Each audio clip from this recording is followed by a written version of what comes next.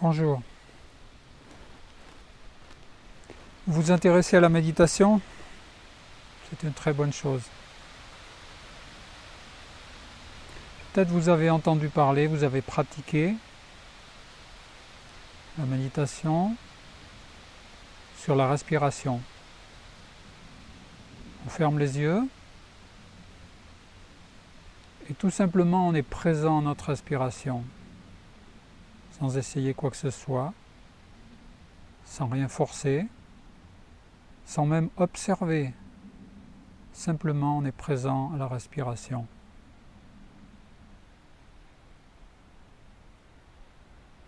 Très rapidement, ce qui se passe, c'est qu'un calme s'installe, une sérénité s'installe, une détente. On est sorti des pensées, de l'intensité des pensées,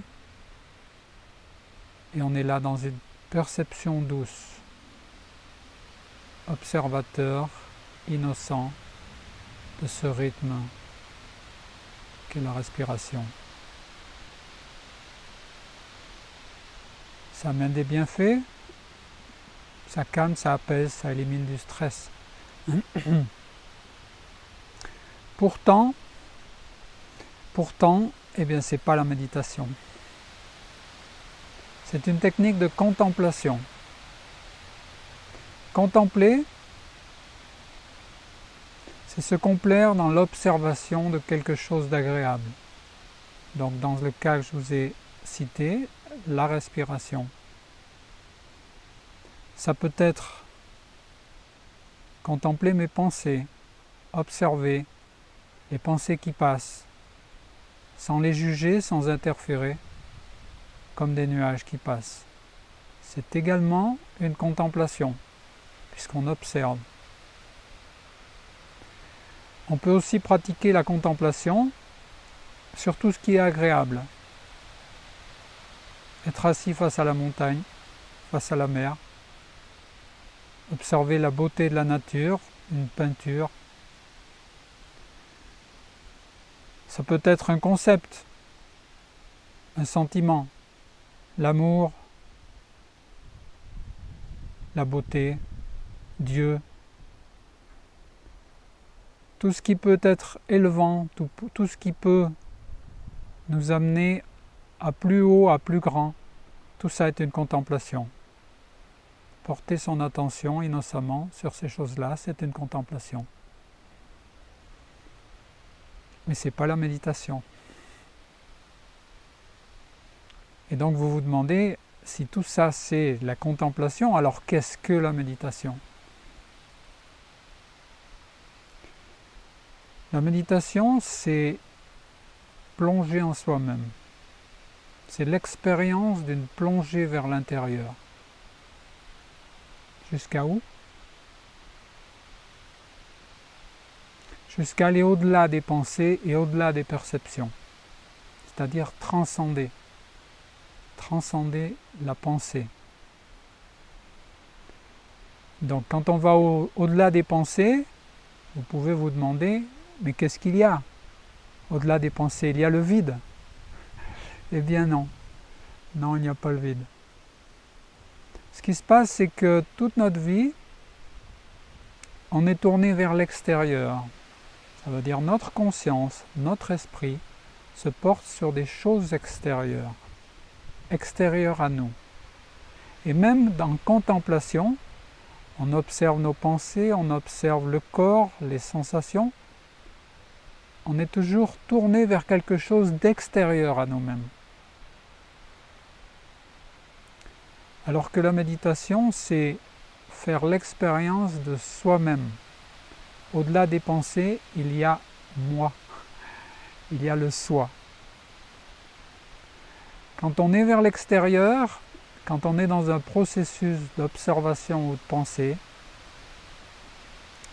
il y a l'observateur, l'esprit, il y a l'objet observé, et il y a un processus d'observation. Ou bien on peut dire le connaisseur, l'objet de connaissance et le processus de connaissance. Quand les pensées s'arrêtent, quand les pensées disparaissent, c'est l'objet qui disparaît, et du même coup, le processus d'observation disparaît. Et ce qui reste, c'est l'observateur, c'est-à-dire moi-même, le soi.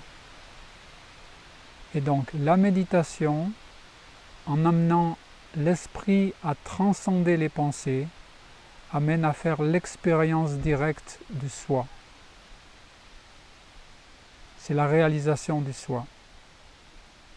Connais-toi toi-même. Tous les grands sages ont pointé vers cette expérience. Ça, c'est la méditation. Vous comprenez pourquoi il y a une méditation transcendantale. En fait, le mot transcendantal est superflu, puisque la méditation devrait amener à transcender les pensées et à se retrouver soi-même. L'expérience est celle de rentrer chez soi, de revenir à la maison, de revenir à soi.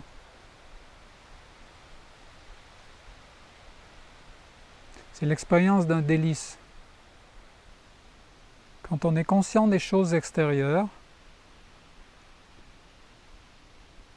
c'est un peu comme si on observait l'océan.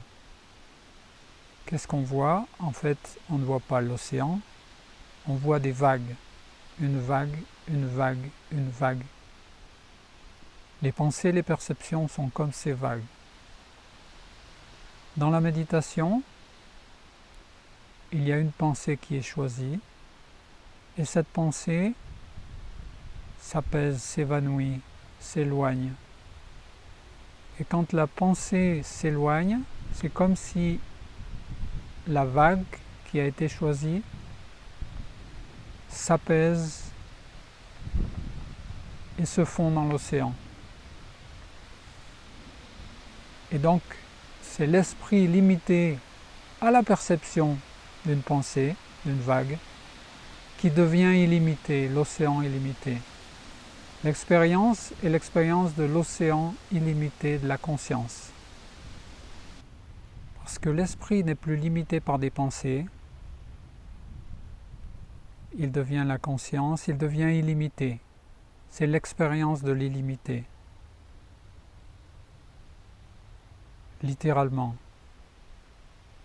Et donc cette illimité, c'est à la fois un état de stabilité et un état de satisfaction. Pourquoi satisfaction? Parce qu'il n'y a plus rien à chercher d'autre. Rien ne peut être plus grand que l'illimité. Donc c'est un état de satisfaction, de bonheur, de béatitude. Ça, c'est le but de la méditation, l'expérience de l'illimité qui est ma propre nature. Connais-toi toi-même et tu connaîtras l'univers et les dieux, disaient les Grecs. On trouve ça dans la Bible. Le royaume des cieux est à l'intérieur de vous. Et comment l'atteindre? Il y a cette phrase: sois tranquille et sache que je suis Dieu. Et en fait, pour mieux l'interpréter, on pourrait dire: sache, je suis et Dieu. L'expérience je suis, l'expérience de cet illimité, omniprésent. On va laisser Dieu de côté, on va dire simplement c'est l'expérience de ce qui est omniprésent. L'intelligence, la créativité de la nature. Concrètement, qu'est-ce que va nous amener cette expérience?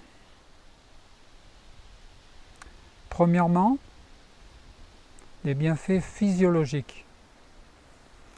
Quand l'esprit s'apaise profondément pour aller jusqu'au-delà des pensées, une expérience qu'il n'avait jamais faite, le corps également se détend. Le corps et l'esprit fonctionnent ensemble, toujours.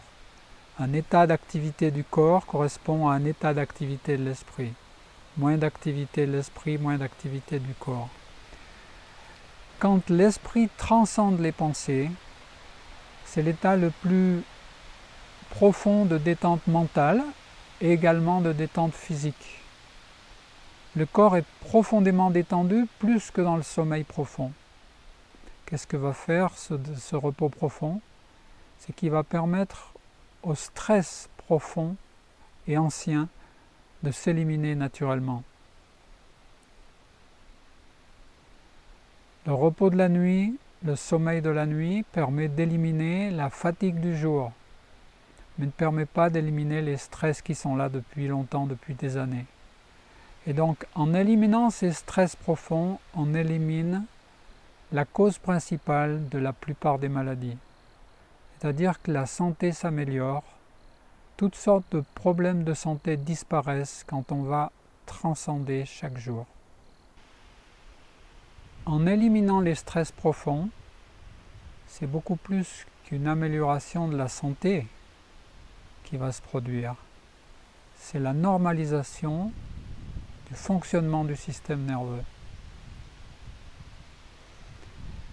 Les presque 8 milliards d'habitants que nous sommes sur cette planète sont pratiquement tous stressés. C'est-à-dire que les imperfections du système nerveux ne nous permettent pas d'utiliser notre plein potentiel, de développer et d'exprimer le plein potentiel de notre mental. À mesure qu'on va éliminer ces stress profonds, c'est plus de nos capacités mentales qui vont s'exprimer. Ça veut dire, au jour le jour, une plus grande clarté d'esprit, plus de créativité, plus d'efficacité dans l'action.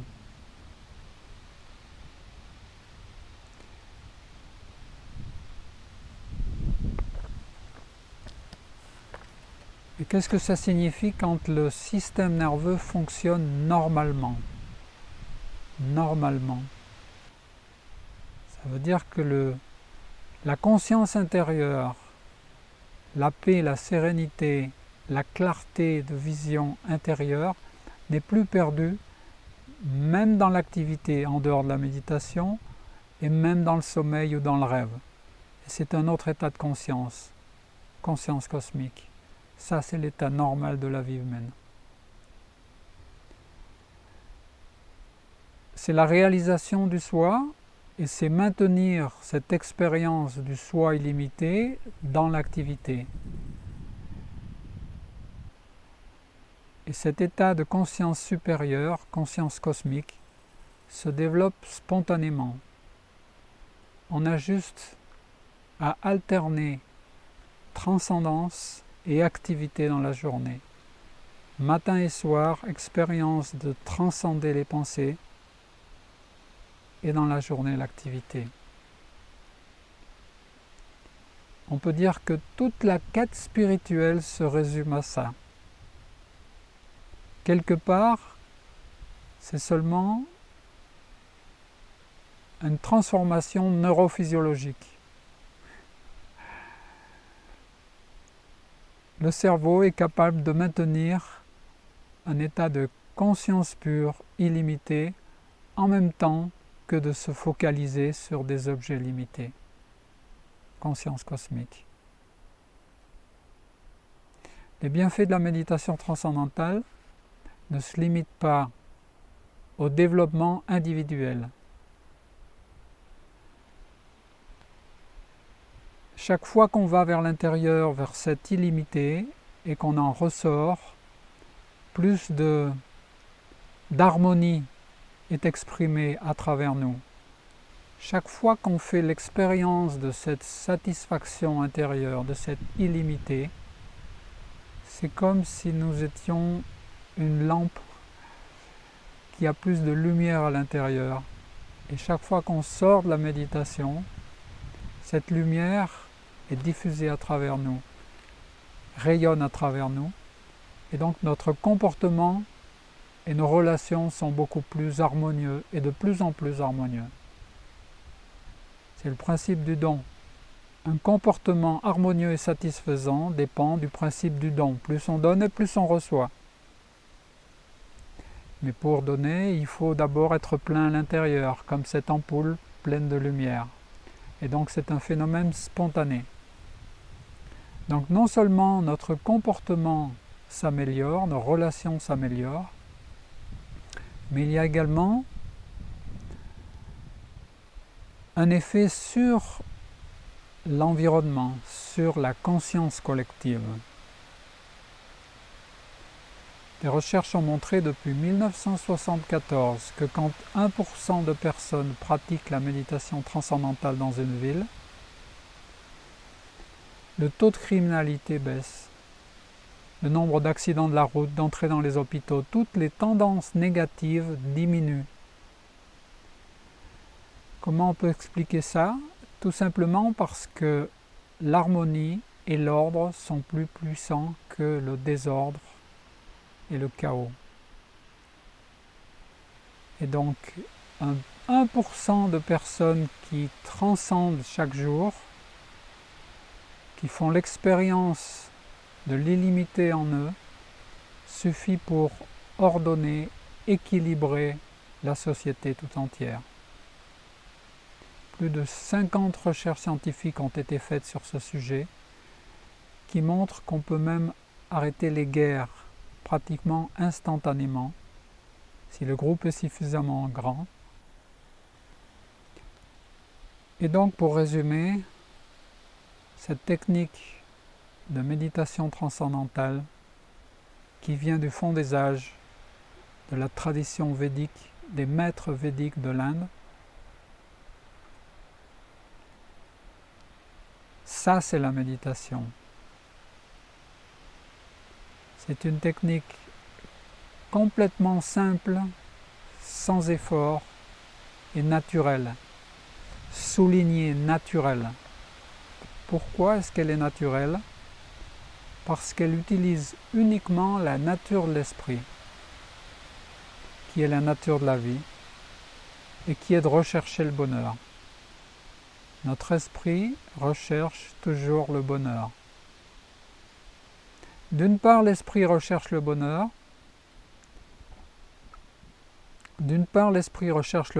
Et d'autre part, au plus profond de nous, au-delà des pensées, il y a un océan de béatitude.